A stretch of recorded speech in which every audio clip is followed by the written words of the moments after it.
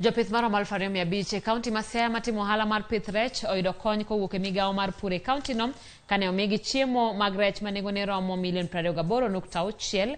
Chiemogo molosi e kambi mar Great Lakes Feeds mantiere Siaya.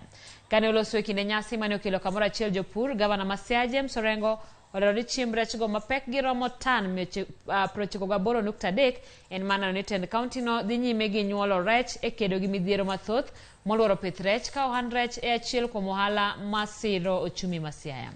Higa mokalo kaunti ma Siaya nonyuolo tan 183.2 mar rech ma gikone nogolo omenda maromo $38.7 kaka yuto. En rech masani osebedo maonge kendo iluonge the endangered species otin kendo ok inyal yude kendo koponu apidhe e fish ponds kata kwatimo commercial farming tanks ma pidho rech to wabiro yudo pesa maber. Rech mangege en pesa maber nikech ngege kila achiel kende en $400. Omiyo japur kipidho rech maber kama inyalo fish pond achiel minyalo nwang'e kata mana rech moromo kata mana tan achiel to ng'enin kod pesa maber. Nengo mar chiemb rech emomiyo jopurwa yudo pek ahinya ka gipidho rech.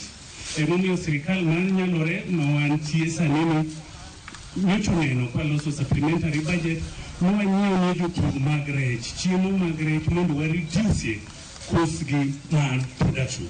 Kora kwayo jopur man ka wamed jiwre joman fish pond achiel omedo mar ariyo, joman gariyo omedo wabed gadek mondo Siaya kaka dogo wawachono wabed wa produce rech to wa process rech moromo wa mwanyalo loso a processing factory within the county.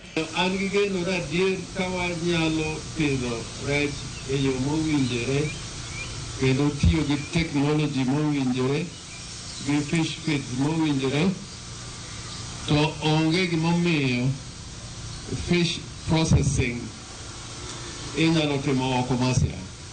Warodon ka rech opidhore yo makare mondo wabed gi a fish processing utility ok achiel to ariyo kata adek ma kidhi supermarket tiwacho ni ma rech moa Ugunja migitoke, rech moa Lego Usonga kata rech moa Lona Kotien.